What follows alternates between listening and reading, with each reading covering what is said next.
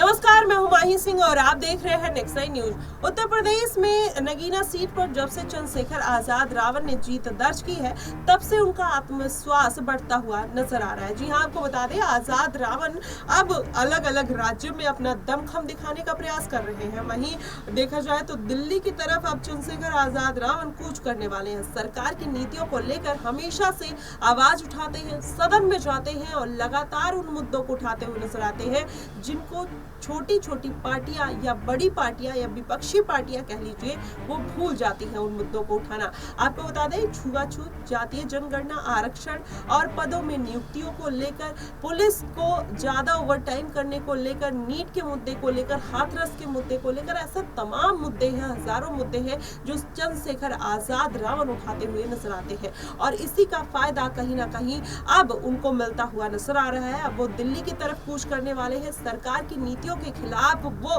Rally करेंगे और ये महारैली क्या अब सरकार को भारी पड़ती हुई नजर आएगी? ऐसा अगर होता है तो जाहिर तौर पर इसका जो नुकसान है वो सरकारों को देखने को मिलेगा। वहीं आजाद रावण की बात किया जाए तो आजाद जिस तरीके से इस बार अपनी गोटियां सेट करने का प्रयास कर रहे हैं, जिस तरीके से वो समीकरण बनाने का प्रयास कर रहे हैं, कहीं ना कहीं इसका फायदा भी उनको मिलता हुआ जरूर नजर आएगा। वहीं अगर समझा जाए तो मायावती के लिए चंद्रशेखर आजाद रावण बड़ी मुसीबत के तौर पर सामने आए हैं। मायावती दलितों की नेता रही हैं और जो दलित वोट बैंक है उनमें खासा दबदबा उनका देखने को मिलता है। लेकिन इस बार चंद्रशेखर आजाद रावण की एंट्री से कहीं ना कहीं मायावती के जो समीकरण है वो पूरे बदल गए हैं। अब देखना यही होगा कि क्या आखिरकार चंद्रशेखर आजाद रावण जो दिल्ली की तरफ रुख करना चाहते हैं, हरियाणा की तरफ तो मायावती ने रुख किया है, बिहार की तरफ रुख करना चाहते हैं, महाराष्ट्र में, तो क्या इस बार अगर वो अपनी पार्टी को इस तरीके से विस्तार कर देते हुए नजर आएंगे तो क्या उसका फायदा मिलेगा या फिर उनको एक ही स्टेट पर फोकस करना चाहिए?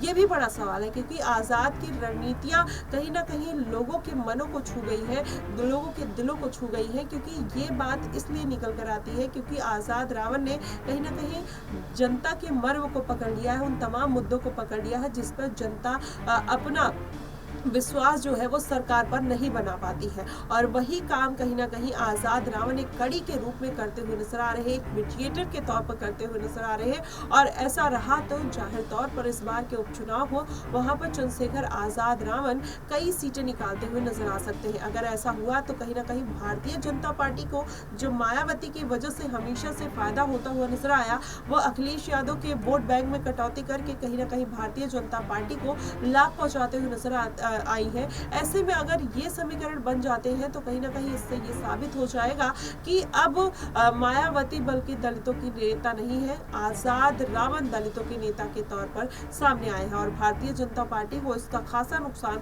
देखने को मिल सकता है। वहीं आजाद रावण को ओबीसी वोट बैंक का भी फायदा मिलेगा, तो आजाद के आने से कहीं ना कहीं अखिलेश यादव को भी बड़ा घाटा होने की संभावना है, क्योंकि मायावती की वजह से उनको बड़ा नुकसान देखने को मिला इस बार के लोकसभा चुनाव में। वही नुकसान कहीं ना कहीं आजाद के आने से भी भारतीय जनता पार्टी और कहीं ना कहीं अखिलेश यादव दोनों की पार्टी को होने वाला है। फिलहाल देखना यही होगा कि आने वाले दिनों में क्या एक दूसरे के साथ गठबंधन करते हुए नजर आते हैं या चंद्रशेखर आजाद अपनी लोकप्रियता का फायदा इस बार के उपचुनाव और आने वाले विधानसभा चुनाव में उठाते हुए नजर आएंगे। फिलहाल आपको क्या कुछ लगता है, आप हमें कमेंट बॉक्स में जरूर बताइएगा। फिलहाल के लिए बस इतना ही। देश और दुनिया की तमाम खबरों के लिए हमारे साथ बने रहिएगा नेक्स्ट नाइन न्यूज पर।